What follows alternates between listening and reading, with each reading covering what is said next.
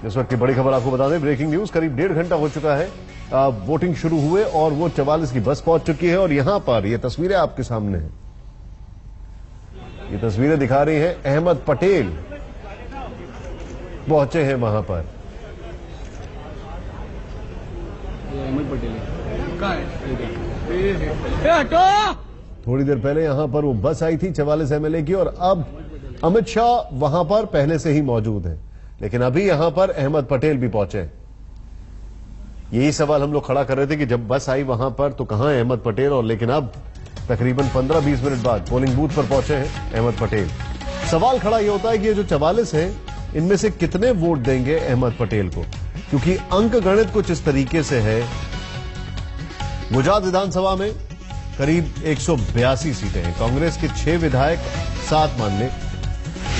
अगर इन्होंने दिया है वोट बीजेपी को, तो फिर आप ये मान लें कि कम से कम 45 का आंकड़ा छूटना जरूरी है, और ये 45 में अगर नोटा कहीं पर आ जाता है तो ये आंकड़ा कम हो जाता है। साहिल हमारे साथ है। साहिल, क्या क्या अपडेट्स हैं आपके पास? तो उनको यहां पर ले तो आ पाए, अब वोटिंग के समय क्या होता है वो देखना जरूरी है। हालांकि कांग्रेस का ये कहना है कि 44 में से कोई भी यहां वहां नहीं जाएगा, उनको व्हिप जारी कर दिया गया है, उनके जो वोट्स हैं वो देखने का अधिकार जो पोलिंग एजेंट है उनके पास होता है, तो वो वोट देखकर ही वोट डालेंगे।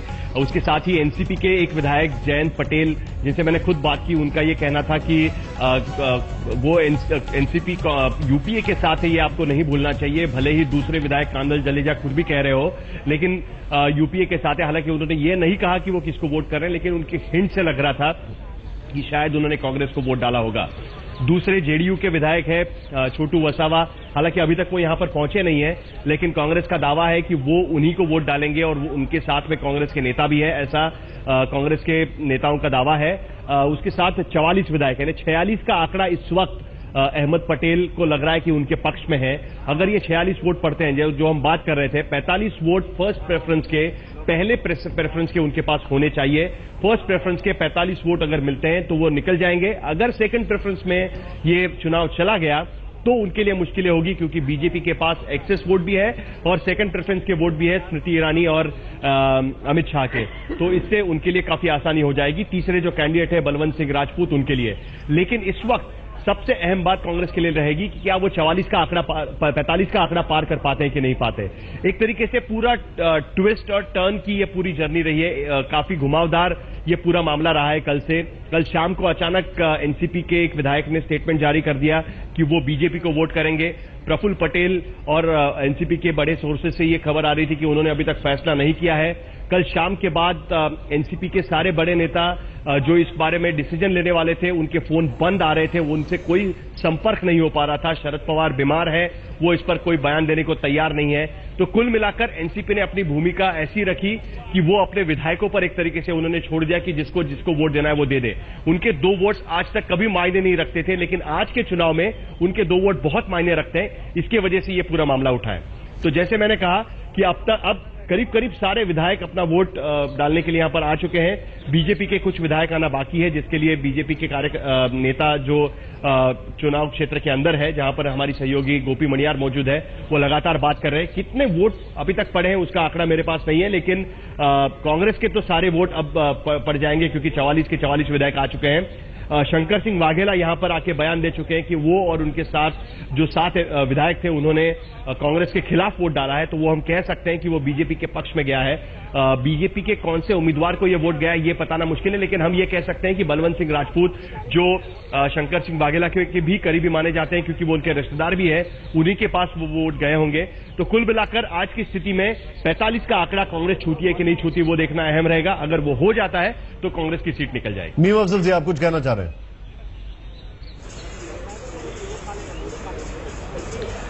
देखिए, मैं कांग्रेस के तरफ जो आप का काफी एक तरह से फोकस है, वो अपनी जगह पर बिल्कुल ठीक है। जरा भारतीय जनता पार्टी का भी फोकस देखिए कि तीसरे कैंडिडेट को कितने वोट मिलेंगे और क्यों मिलेंगे, और फर्स्ट प्रेफरेंस के वोट क्यों मिलेंगे। देखिए, अमित शाह जी और स्मृति ईरानी जी दोनों बड़े और अहम लीडर हैं, और आपको ये भी पता है कि पीछे पाटीदार लोगों ने काफी कुछ प्रोपेगेंडा किया अमित शाह के खिलाफ, और उन्होंने यहां तक भी अपील की है कि वो लोग जो उनकी कम्युनिटी से ताल्लुक रखते हैं अमित शाह को वोट ना डालें।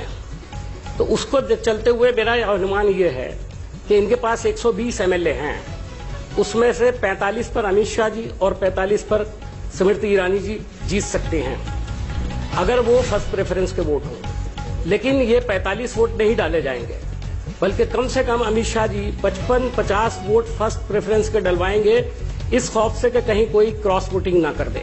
साहिल बताइए। इसी तरह से सर एक सेकंड में रोकूंगा आपको। दो खबर में आपको बता दूं, छोटू बसावा जिनको लेकर सवाल खड़ा हो रहा था, उन्होंने कहा है कि मैंने पार्टी की विचारधारा को वोट दिया है, अमित शाह से उन्होंने ये बोला है। साहिल आप कुछ कहना चाह रहे, तुरंत बताएं। देखिए, छोटू वसावा भी यही बात कह रहे हैं, लेकिन जो बात अभी वो कह रहे थे उसी को लेकर मैं कहना चाहता हूं। कल जो बीजेपी के दफ्तर में बैठक हुई थी, उसमें हर कैंडिडेट को एक कोटा बताया गया था जो फर्स्ट प्रेफरेंस का कोटा माना जाएगा। आमतौर पर कोई भी राज्यसभा चुनाव में कट टू कट कोटा नहीं दिया जाता है, यानी 45 अगर वोट आपको चाहिए तो 45 के वो कांग्रेस भी नहीं करती, ना बीजेपी करेगी, क्योंकि अगर कोई डिस्क्वालीफाई हो जाता है तो जो मुख्य कैंडिडेट है जिसको चुनकर लाना ही है, उसका भविष्य खतरे में पड़ जाएगा, पूरा गणित बिगड़ जाएगा। तो ये कभी नहीं होता है कि 45 अगर है तो 45 वोट ही डाले जाएंगे। ये कांग्रेस की भी स्ट्रैटेजी रही है। कोई भी राज्यसभा चुनाव में जहां भी चुनाव होता है, अगर निर्विरोध चुनकर जाना है तो स्ट्रैटेजी की जरूरत नहीं पड़ती, लेकिन जहां भी चुनाव होता है, वो विधान परिषद का हो या राज्यसभा का हो, वहां पर यही स्ट्रैटेजी होती है कि कट टू कट वोट ना पड़े, थोड़े एक्स्ट्रा वोट दिए जाते हैं उस कैंडिडेट को कि जिसको जीत कर लाना जरूरी है और जो आराम से जीत सकता है। जो थर्ड कैंडिडेट है, आमतौर पर जो इस तरीके की स्ट्रैटेजी की जरूरत होती है या जिसकी सीट खतरे में है, उसको जो कोटा दिया जाता है वो इतना जरूरी नहीं होता है, लेकिन जो मुख्य कैंडिडेट है उसको सेफ कोटा दिया जाता है, वो हमेशा देखा जाता है। ये जो आप बता रहे हैं आलोक जी, मैं यहां पे समझना चाहूंगा, जिस तरीके से अंक गणित चल रहा है, छोटू बसावा ने विचारधारा का जिक्र किया है, एनसीपी का हमें लग रहा था 2 एमएलए जो हैं वो वोट करेंगे, लेकिन खबर आ रही है कि सिर्फ एक शायद वोट कर रहे हैं। ये अंक गणित में एक तरफ आपके ठीक बगल में उदय माहौरकर जी बैठे हैं जो बता रहे हैं कि शायद अंदर से टूट जाएंगे, जैसे शंकर सिंह वाघेला बोल रहे हैं, एक तरफ जो सामने चीजें चल रही है, आपका आकलन क्या है? देखिए, निश्चित रूप से एनसीपी में एक थोड़ा सा जिसको कहते हैं कि अभी भी गड़बड़ दिखाई देते हैं, और जेडीयू के भी विचारधारा का मतलब वो सेकुलरिज्म की बात कर रहे हैं या वो बीजेपी के साथ आ गए हैं, अभी उन्होंने अपना पत्ता नहीं खोला है।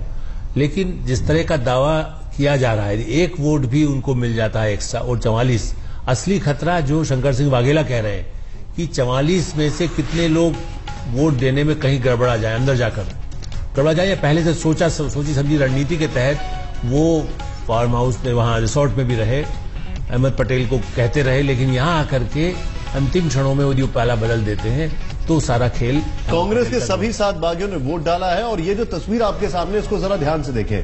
अशोक गहलोत खड़े, ये आए भाई साहब, एक ये देखें आप, ये, और कई लोग यहां पर एकदम चरण स्पर्श करते हैं उनको, ये देखें आप, ये तस्वीर में कई आपको ऐसे दिखेंगे। उदय माहौरकर जी हमारे साथ बैठे हैं। उदय जी, तस्वीर को देखकर सिर्फ आकलन ये किया जा सकता है कि जो पैर छू रहा है वो तो पक्का वोट देने वाला है कांग्रेस को। सवाल ही पे देना तो बॉडी लैंग्वेज से कुछ बॉडी लैंग्वेज से, लेकिन कुल मिला के थोड़ी परिस्थिति सुधरी है अहमद पटेल की। हाँ, क्योंकि हम सोच रहे थे कि दोनों वोट एनसीपी के बीजेपी को जाएंगे, उसमें से एक ही वोट गया है। और छोटू वसावा भी मेरा ख्याल है जो संकेत दे रहे हैं, आइडियोलॉजी की बात कर रहे हैं, वो आइडियोलॉजी सेक्युलरिज्म की बात कर रहे हैं, वो भी शायद अहमद पटेल को वोट उन्होंने। शहनवाज जी, अभी तक आप कितने कॉन्फिडेंट हैं, जानूंगा मैं आपसे एक छोटे से ब्रेक के बाद। एक बड़ा बयान आ रहा है और ये बड़ा बयान अलग अलग सूत्रों के हवाले से, एनआई के हवाले से खबर आ रही है। माजिद मेमन ने कहा है कि अहमद पटेल जो है वो बड़ी रिस्की सिचुएशन में है और उनके आधे से ज्यादा लोग जो हैं वो बीजेपी को वोट करेंगे। ये माजिद मेमन कह रहे हैं, एनसीपी के नेता। लेकिन सीधे चलते हैं, शहनवाज हुसैन हमारे साथ है। शहनवाज जी, ग्राउंड जीरो पे जो रियलिटी है वो ये है कि वो 44 आ चुके हैं, 2 में से 1 एनसीपी सीधे बोल चुके हैं कि वो बीजेपी के फेवर में नहीं जाएंगे, ये ग्राउंड जीरो पर है। अहमद पटेल के साथ सभी विधायक अभी बैठे हुए हैं इस वक्त, ये बड़ी खबर आपको बता दें। मैं आपसे जानना चाहूंगा, आप लोग अभी भी कॉन्फिडेंट हैं या थोड़ा मामला ऊपर नीचे लग रहा है?